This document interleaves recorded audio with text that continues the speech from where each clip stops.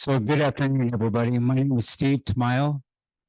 I'm a member of the Rosebud Sioux tribe, the Sichongo Lakota from Rosebud, South Dakota. I am one of the adjunct instructors here at Metropolitan Community College, as well as one of the founding staff powwow committee members of 33 plus years. And so it's my honor, it's my privilege to introduce one of our guest speakers today. This is Chris Eaglehawk, a member of the Oglala Lakota people from Pine Ridge, South Dakota. And so I met Chris many, many years ago as one of the singers and song composers of a drum group called Crazy Horse Singers. I was in charge of a youth group on my reservation in Rosebud, and this is where I first got to meet this young man, this cultural bearer of the people, by his cultural knowledge of sharing with a lot of our youth on my reservation. And so understanding that, once again, it's my honor, it's my privilege to introduce one of the cultural bearers of the Lakota people, Chris Eaglehawk. Good afternoon to people that are here and the people that are online.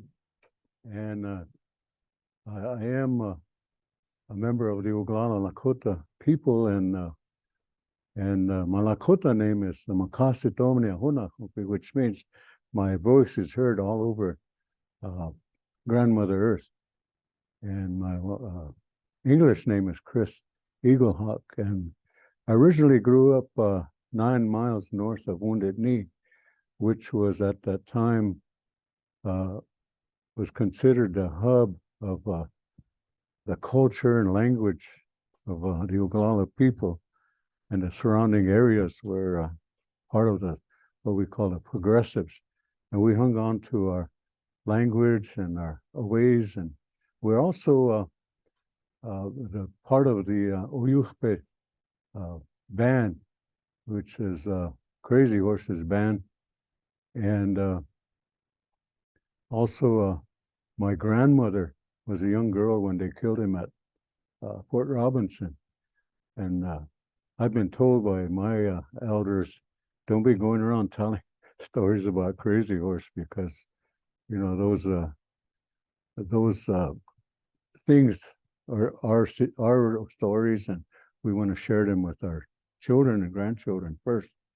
But I do know a little bit about who Crazy Horse is, and contrary to what they talk, you know, they describe the way he looks, it's way different completely different from what my aunt, who was the oldest, was born in 1900, who heard the story firsthand from my grandmother about what he looked like and who he was.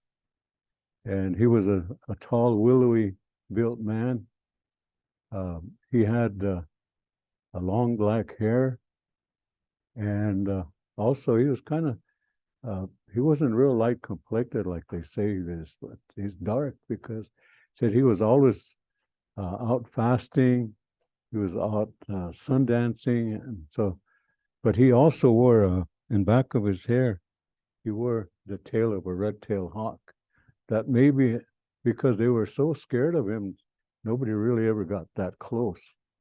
You know, the other tribes and other the cavalry knew about him, so they kept their distance. So maybe from a distance he looked like he had light colored hair with that red-tailed hawk on his head.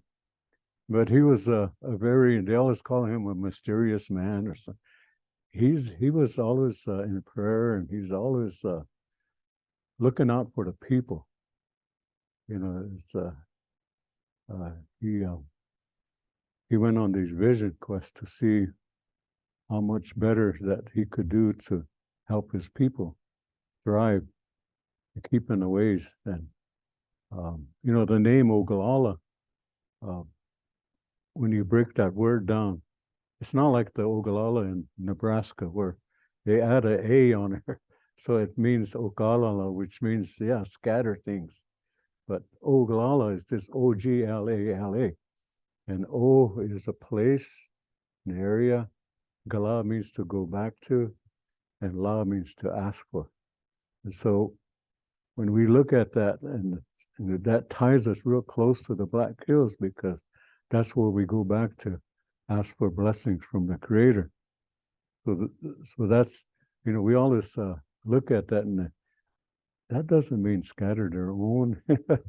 No, it means a whole completely different.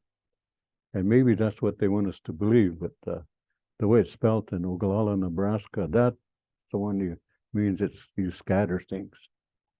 And so also he was part of the society, we called it Ihoka, Badgerma.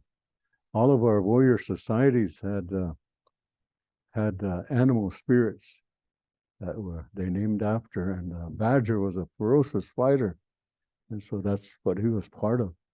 The Tokala, the kit fox, was named after the kit fox, which they never turned their back on the enemy. And so there's other societies that were military. There were 6, and Oglala's had all 6. And they also had 4 civil societies, which composed of mainly of older men. And one of the things that people misunderstand that we are a matriarchal society as Lakota, Oglala Lakota, and pretty much the other ones, Lakota is that the ultimate decisions always came from the women. And so we can meet and talk about doing something, and if they don't agree, they'll walk away. And that means that end of the meeting, we're not going to do this because they decided it's not feasible for people to do that. So all the main decisions, even in the family structure, it's the grandmother that carries the big stick and decides what's going to go on. And so when the Europeans came, they're more of a it's a man's world. So everything was decided by the man. Even as far as property, women were property. We didn't understand that. Everything we did in our ceremonies honored the woman.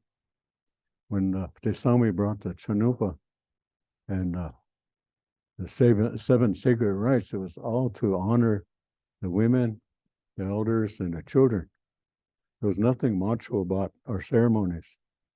So, we look at it that way. We need to teach our younger generation those things that pertain to our ceremonies, that there's nothing macho in our ceremonies. It's to honor the women, the elders, and the children. And so in these ceremonies, a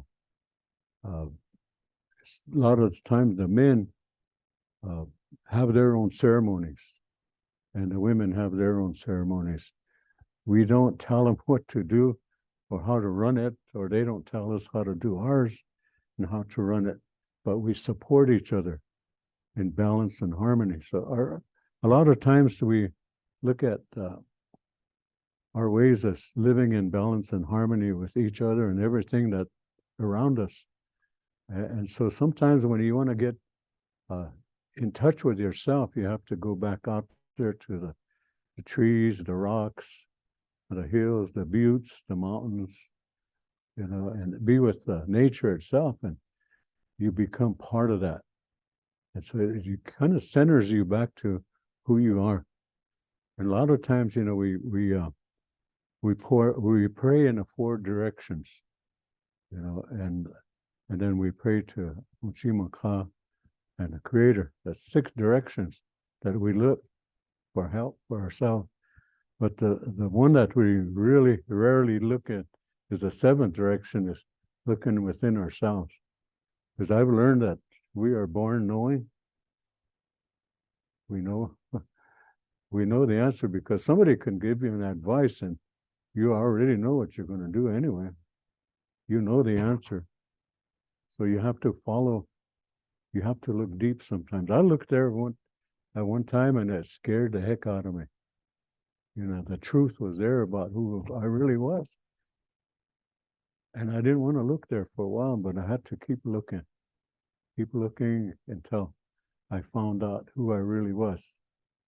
And so, and it took some ceremonies, you know, to go on the hill, go to Sundance, to go into the purification lodge, all these things that we had to do. One of the things that I want to say is that there's no black magic in our ceremonies. It's the Jesuits and them that came that put that there. You know, the outcomes of these ceremonies are very healthy, spiritually, mentally, physically, and emotionally.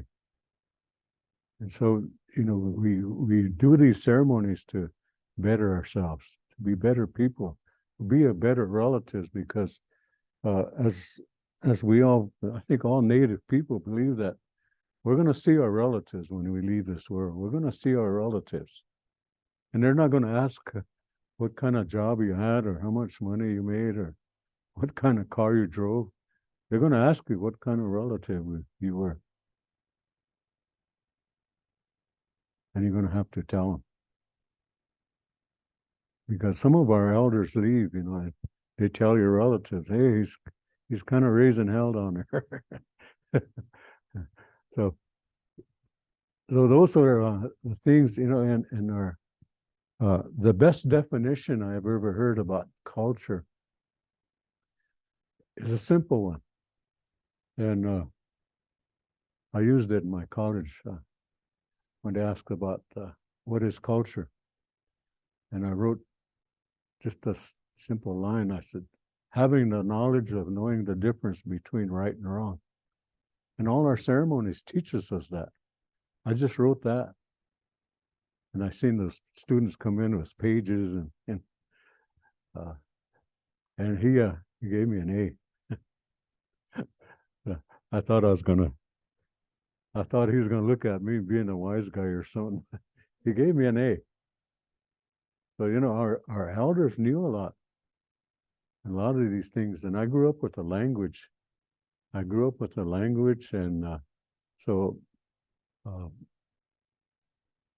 a lot of things that pertain to ceremonies and things like that, I have other people call me, other language instructors would call me about words. And I also break them down. You know, the word for to listen in Lakota is anahopta, kind of a rhythm. Our language is a rhythm. Can you say that with me? Anahopta. Anahopta. So means, if you remember, Steve, when Grandma said, you paid attention, you know, and something's going to be given to you.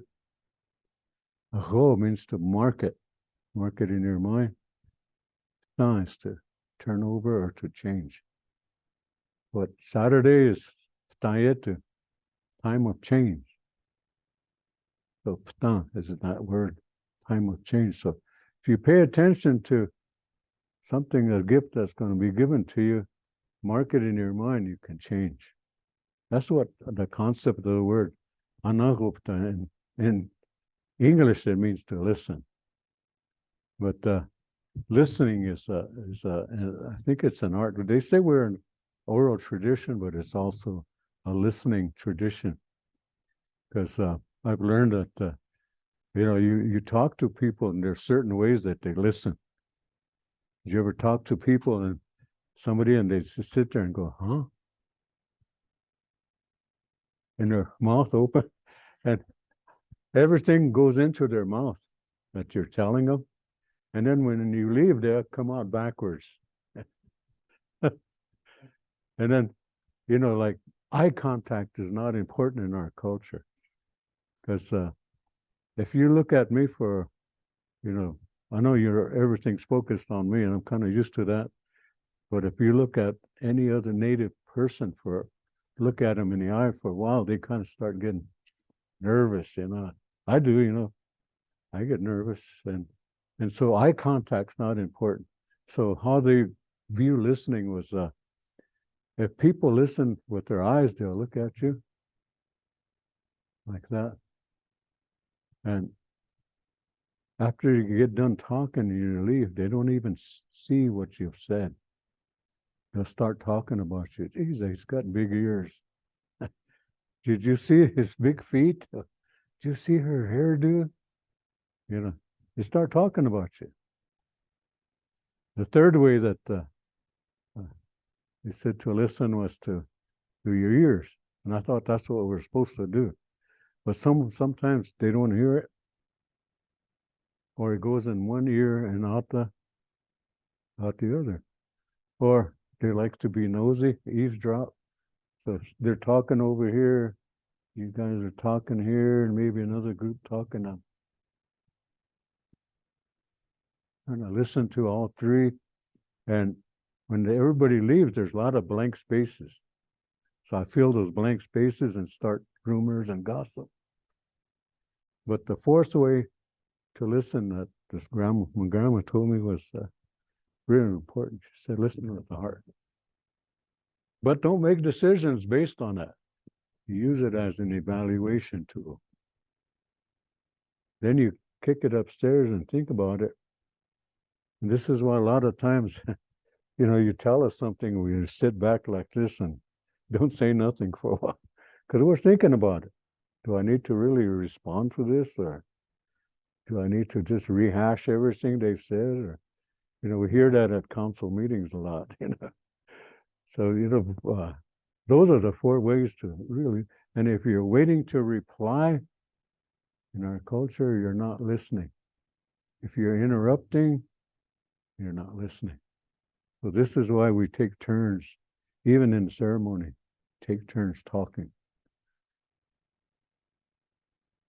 We, in our family, we used to have family circus, but now it's family circle, where we haven't done it for a while, but we've done it before, where we sat in a circle.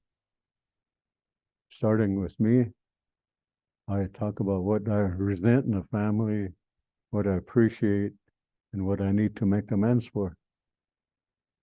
And then it goes to my wife, the oldest child, next down the line, all the way around, even grandchildren that are old enough to participate. We do that, and then at the end we make our amends that we need to do. So everybody gets a chance to speak without interruption, so that we all listen. So listening is very important.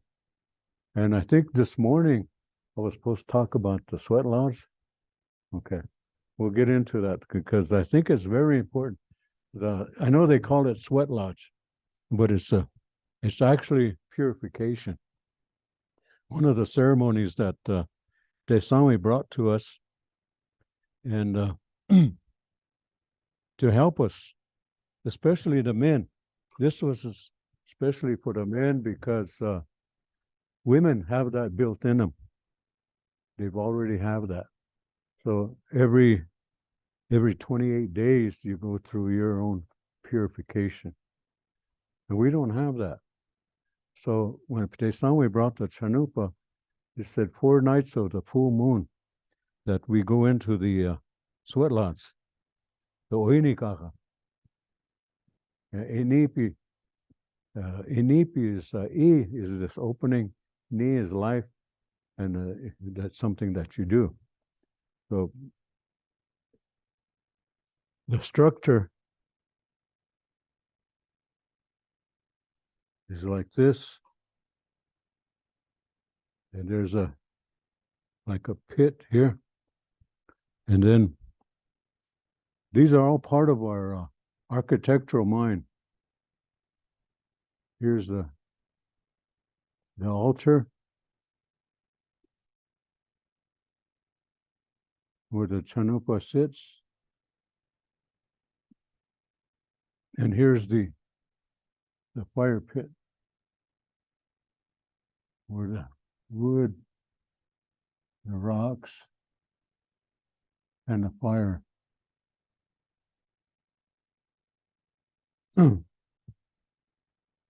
When I worked with a lot of programs, and one of them, it was really challenging. Well, both of them were challenging. I should say all of them were challenging. I worked with youth. And I learned a lot from them. Um, uh, and I worked with law enforcement as their EAP, Employment Assistance Program, and I also worked with domestic violence programs, and each one of them we put culture in it. With law enforcement, we utilize the Akichita Society, but the structure represents the wombs, the woman, and the pit where we put the rocks in. When I worked with the men, and the dirt came from here to here, and this represents the child. The fire pit over there represents the Winuchtala and Wichachtala, the old man and the old woman, the grandma and grandpa. And so when we did this and built this, we helped this woman give birth to the child, because this represents the child. And when we go in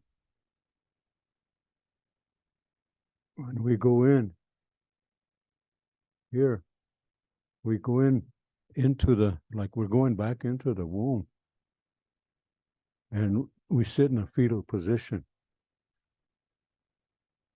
And when the rocks are brought in and put in here, we have the grandfather, the rocks, and we're sitting on Shimanka, Grandmother Earth, and they're helping us. So with the first medicine, with water, we use that to start the process of purification for the men. Women, you do that every month, spiritually, mentally, physically, and emotionally. And a lot of times, if the men understood this, they would have no problems with, what they call that, PMS. Yeah, women wouldn't be good doing that if the men understood. Because from working with the domestic violence program, most times that women get beaten is during that moon time and during their pregnancy. And for some reason, it's always in the month of October, the most highest. And that's when I looked at it, and I asked some of the older men, they said that was a time when after fall, we had to, your blood kind of thickens, so we would bleed ourselves. And sometimes we did that during Sundance. We would bleed to thin out that blood. It kind of puzzled me at first, but then I thought about it. Maybe that's right. I'm not. Sometimes we have to leave things to mysticism. Just accept it, let it go. And so, even the structure of this, sometimes they do what they call the turtle for long life, and then the star, because of star knowledge, there's when you look up, you can see the star, the one that you see on star quilts. That star, you'll see that up when they're made 16 poles all together. And so when you go through the purification, you sometimes your spirit has been chased off.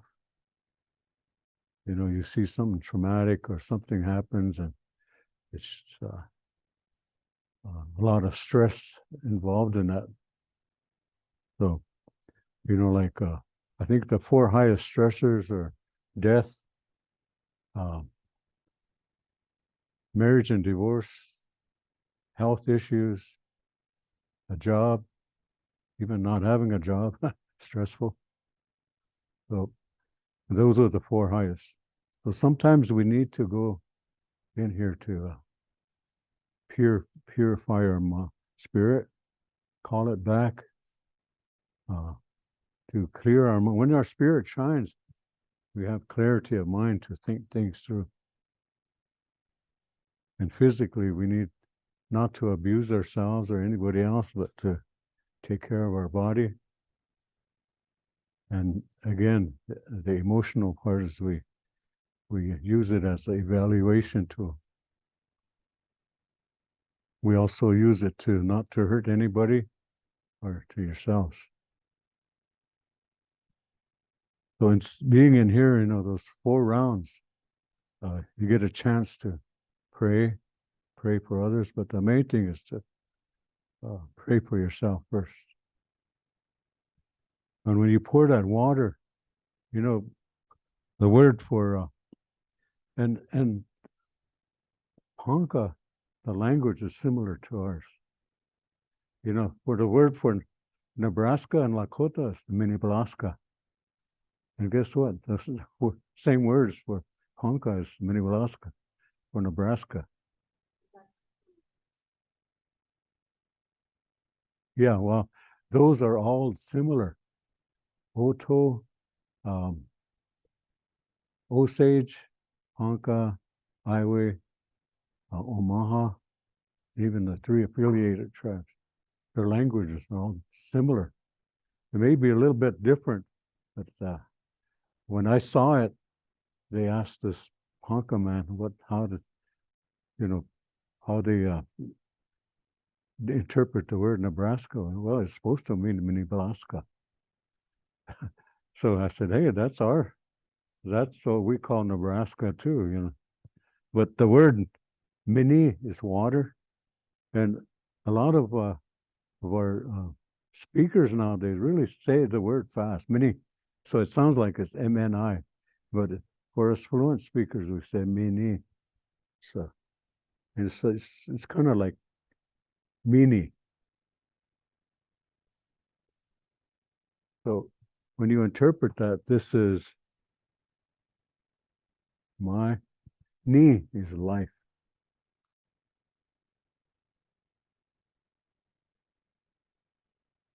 So that's what the first medicine that we have,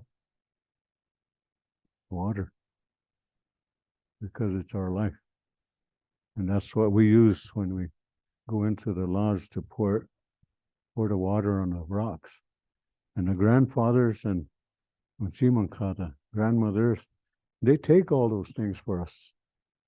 Sometimes we don't have to talk loud, tell everything, like in confession, but to give all those to grandfather and grandma, because they've been here a long time. They've experienced life. They have knowledge of life, and they live through that day, and they also have the wisdom. So they take it and take care of it for us. We may not know it, but they took it and they took care of it for us. So when we come out, we feel so good. We feel so light.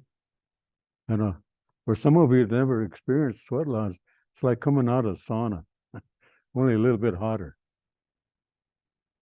But it's not to burn you out, but it's to get those things out. And this process has been scientifically looked at, and they said, you're right. A lot of the things that we've been doing, they've tested it scientifically, and the outcomes, they said, were incredible. So we've had these things for thousands of years. And here, the woman represents the giver of life.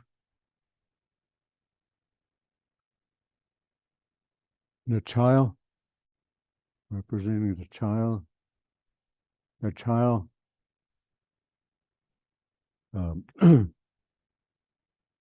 These are truth keepers.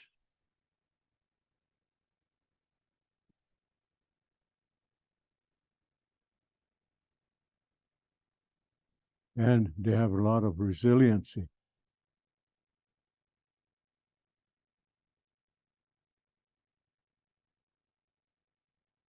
I hope my spelling's right. Resiliency. They're able to bounce back pretty good. And over here, we have our elders. They have the wisdom.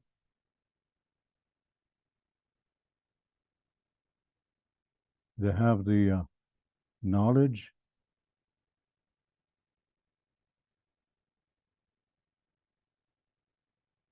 And the experience.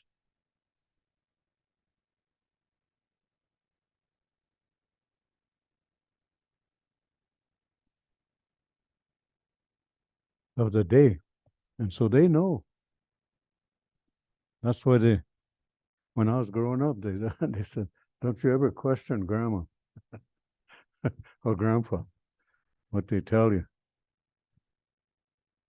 And when we was working with the men, we showed them how, we just verbally showed them using math and, the circle and all those things, the architectural mind. And they built a sweat lodge themselves.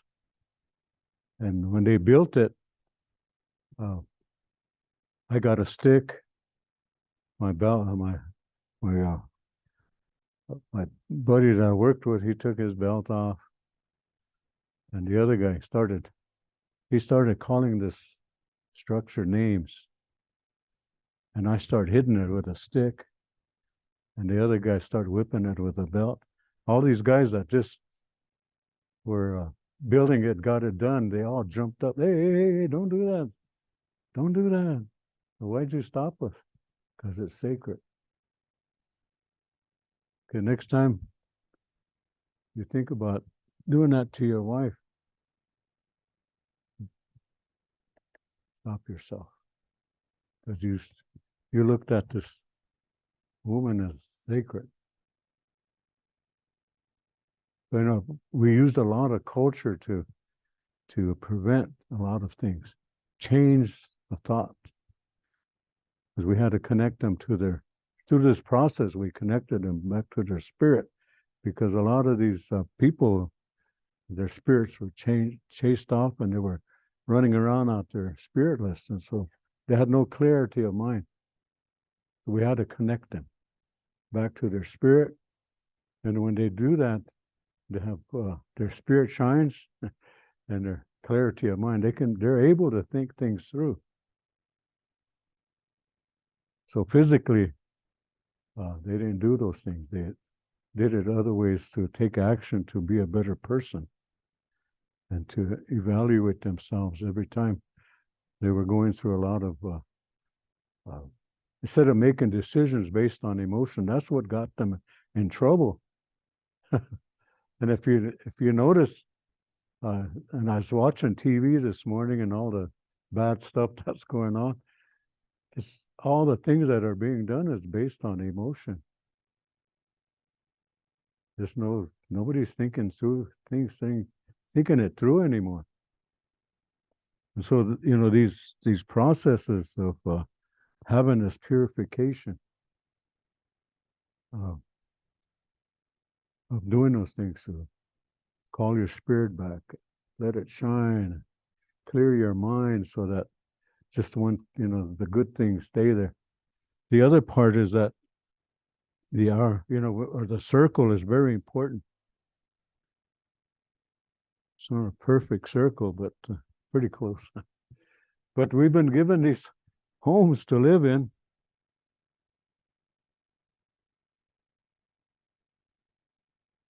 So when you clean your house, where does the most dirt collect? In the corners, right? So, and that song goes, in the corners of your mind. Sometimes in the corners of your mind, all these negative things collecting. So we have to go back to the circle so we can participate and break those off. They sometimes fall off by themselves. You go to a powwow, like with Saturday, you go to a powwow, you're gonna have a good time and all those that. After a while, somebody may be talking real negative, but you hear the drum and the song, you see the dance. After a while, you don't even pay attention to them. You're focused on something's good. So at a powwow, you hear good things, you see good things, and you see people doing good things. And that's in a circle. In a ceremony, same thing. So a circle is very powerful. So this, even though this is when you think about it, we're being whole in this. Every time we come to a circle, we're being a whole person.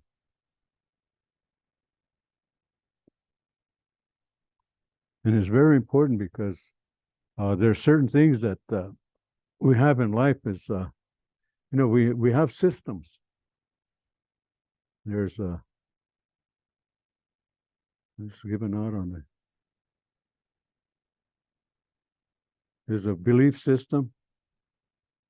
We have a value system, and a lifestyle system, and a word system. And so we have this belief, I really believe in these things because they came from good people. And so my belief system have changed over the years. When I was a small child, when I was a teenager, when I was a young man, and I got to be an older man, and now at 76, my beliefs are a lot different from when I was a child. But I still go visit that child once in a while because it's fun. Go visit. They used to call me Little Chris. But fun to go visit Little Chris once in a while, And I wish I was a teenager again, So you have to look at your belief system sometimes, because this will help you do that. Some of the beliefs you have, where did they come from? Who gave them to you? Is this an opinion? Is somebody else's idea or what somebody said? It became part of your belief system. So I had to sit down and really re-examine my beliefs on how to be a better person, better partner, better father, better relative. And this helped me quite a bit in straightening out my beliefs. I'm not perfect. Values, those were in Lakota, those were laws. I think every native person views values as laws that we live by. So when I first sat down, what are your good values? I started and I kind of hesitated. What are my values? Good values, And it all goes back to your beliefs.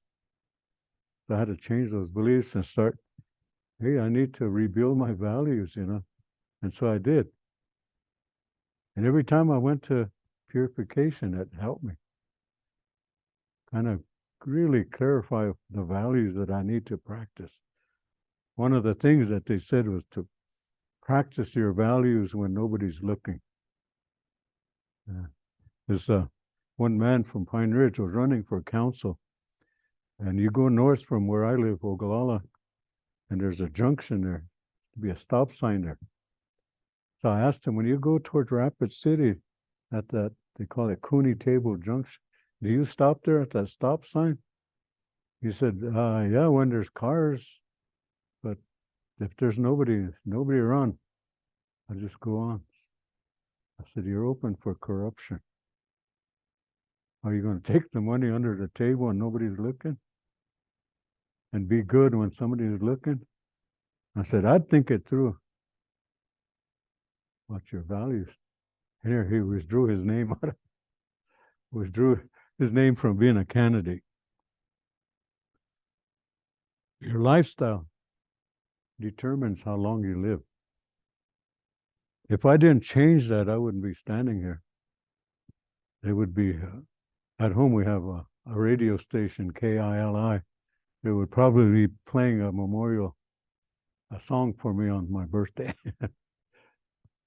But I changed my lifestyle.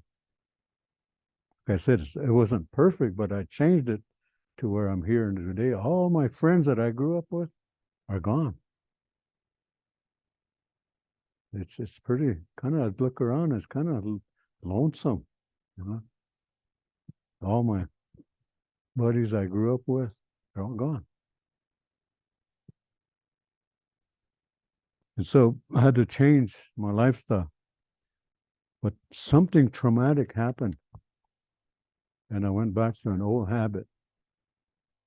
And I was smoking cigarettes. When my mother died, I didn't come here. I just kind of dwelled on it. So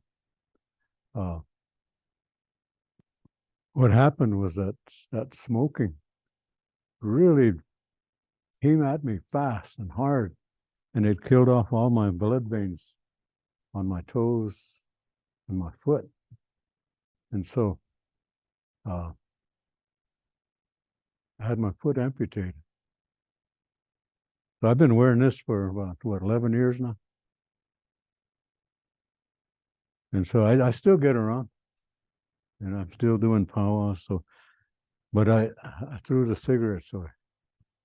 So changing, sometimes you have to, it comes back at you, and you have to change that back to where it's good for your lifestyle so you can live a little longer. To me, word system is very important. How do you use your words? Because in here, we had to use good words. We learned good words in here. I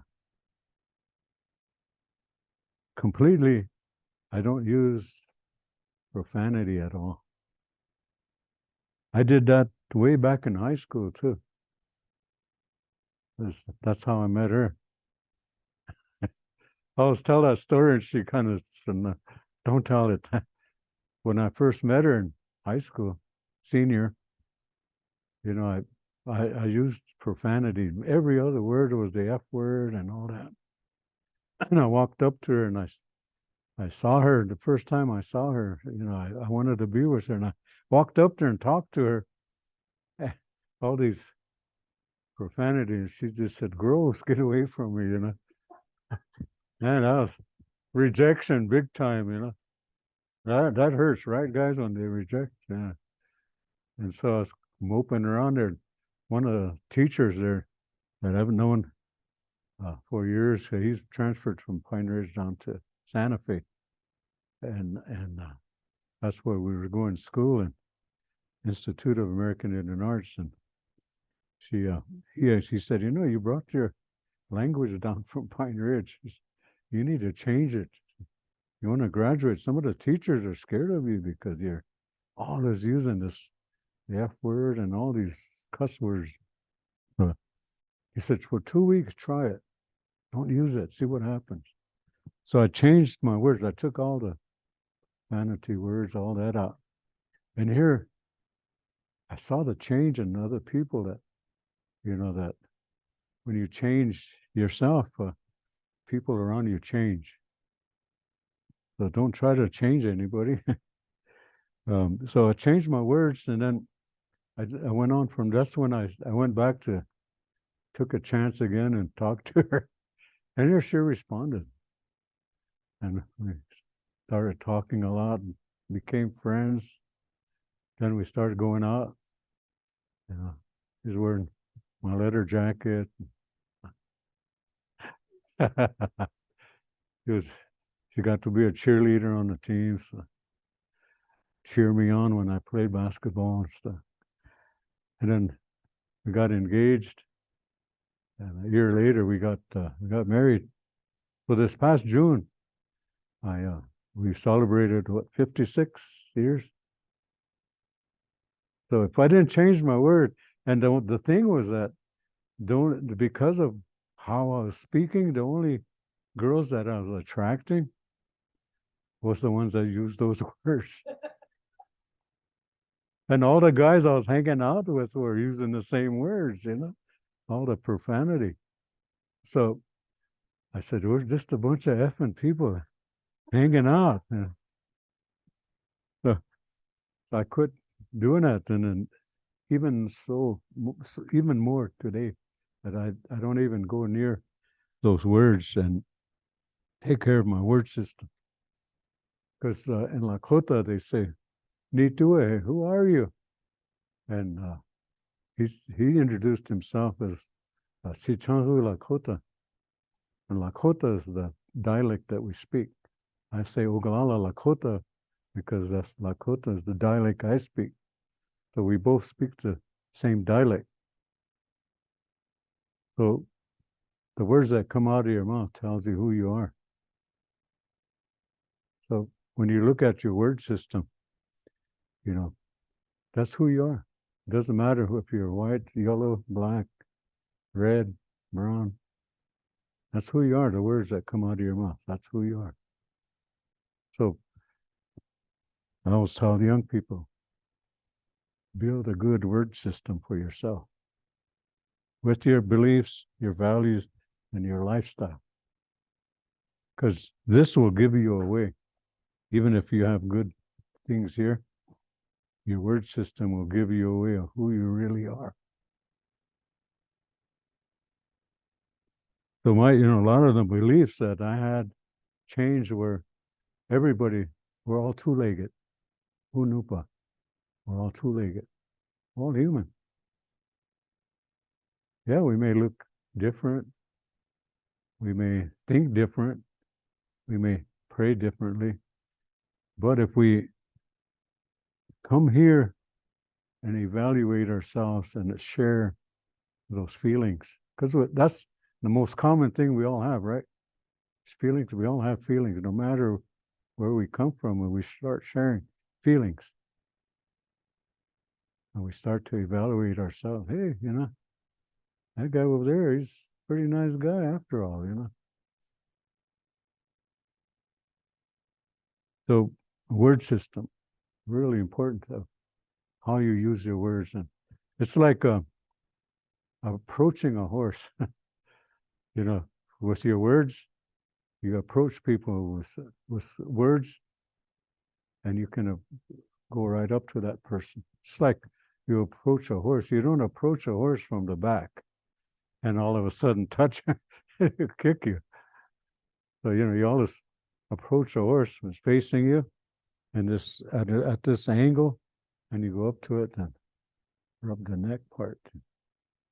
Don't ever touch the nose. And don't ever touch anybody's nose either. They don't like that. So words are very important. We learn all that in here. You learn so much here. When I first went to Sundance, my uncle said, how come you Sundance? I was trying to explain to him. He said, you need to go back in there and find out why. So I did. The next year I was really, really ready to Sundance. So all these things are attached to Sweat Lodge. I'll just call this part Sweat Lodge 101. But there's so much more. The children are so important in our, in part of that circle.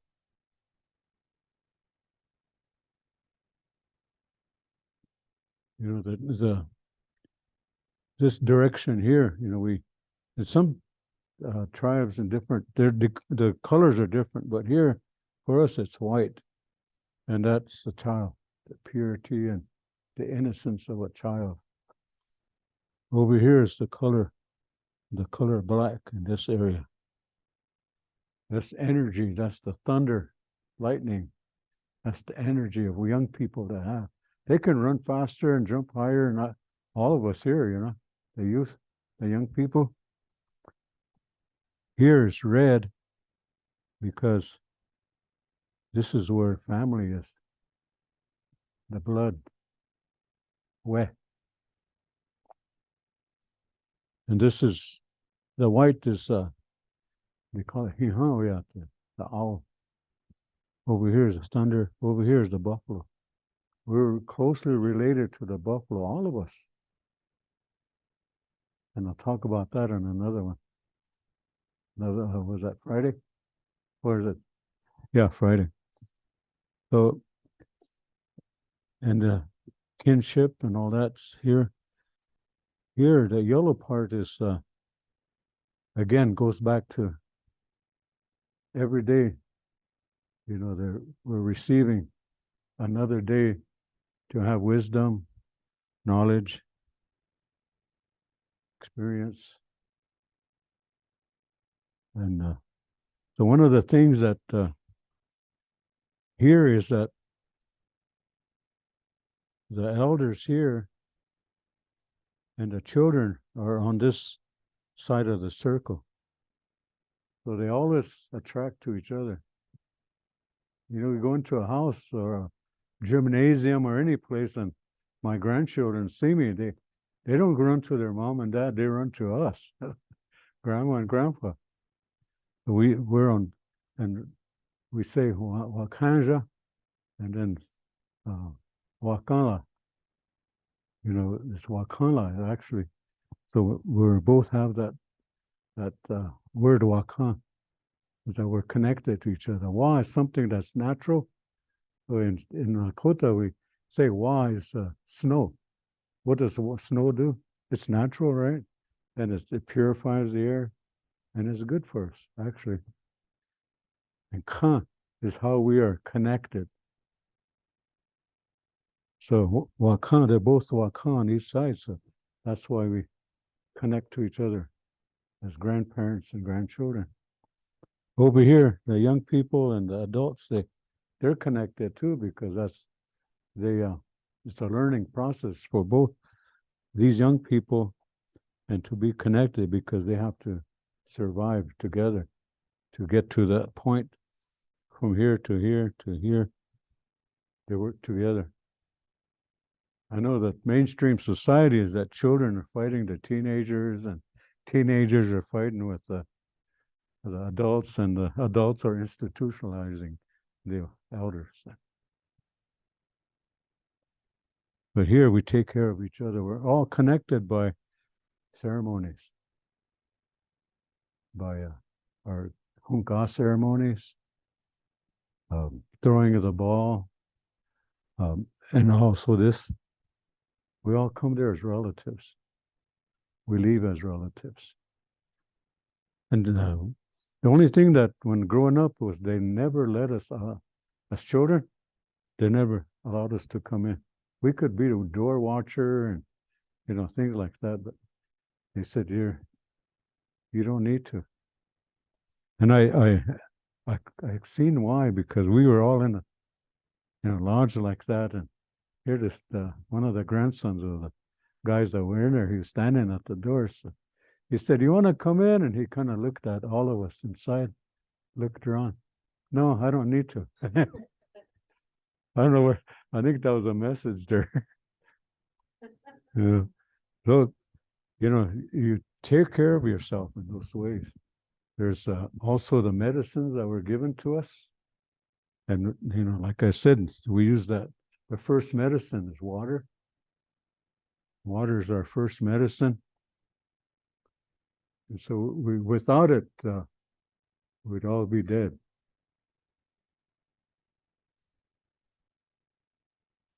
Try this one. Maybe he wants to go green. Okay, water is our first medicine. But when we go through hard times, we need to drink water, because water is life. They say, "Mininghe wichoni." Next one is prayer.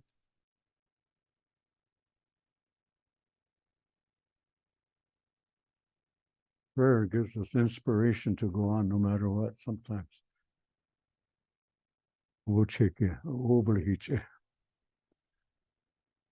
Next medicine is tears. It helps us to heal. It helps us to see a lot clearer. And we lost a son, and we cried. It helped us to see a lot clearer, and it helped us to heal. We don't cry anymore when we hear his voice on the recordings on radio or stuff.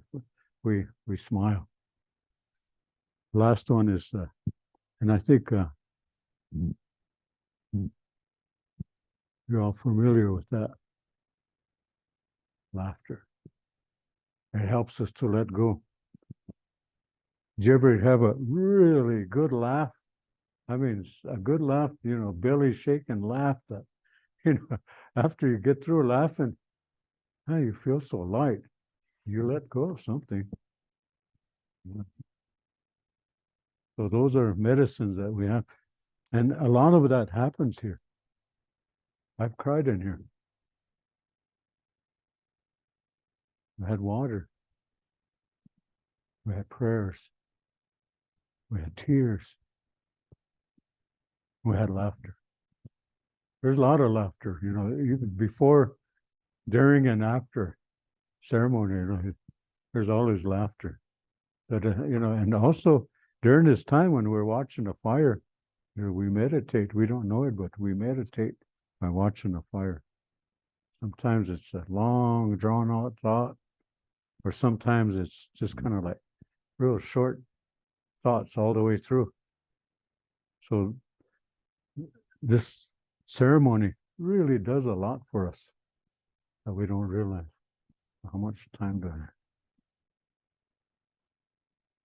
Okay. Does anybody have any questions?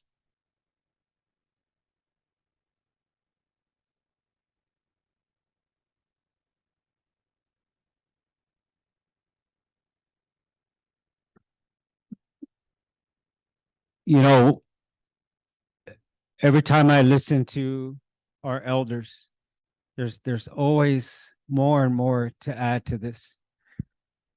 Once again, the restrictions that were placed upon us because of policies and acts, it took its toll on all of our indigenous relatives. And so one thing that is occurring all over Indian country is the revitalization of our languages. And so one thing I love to focus on is the similarities once again. And so understanding me, as in my or me, myself, understanding the importance of water. And so in the lands of the Umaha people, Ni is the water in their language, which is life. And that's the most important thing about that, because the river to the east is Ni Shude. Ni Maha is to the south. Ni Padaska is to the west. And the Ni Obra is the water that spreads. That is the Niobrara. This is the ancestral homelands of the Umaha people for the last 400 years. But seeing the similarities once again of the importance and the breakdown of our language is what is so vital about this opportunity to hear and to share from our language speakers. And so incorporating the similarities that exist once again is utilizing English to explain what we have always known, but how we get to share it today.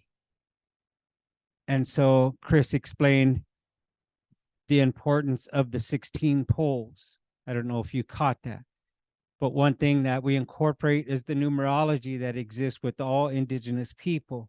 And so if you look at this Changleshka, this Hutunga, this circle, the most important thing is the 4 quadrants and how we break this up into the 4, 8, 12, 16. And so for us, the manifestation of creation, each pole represents one of those creation elements. And so there's a lot of teachings in this.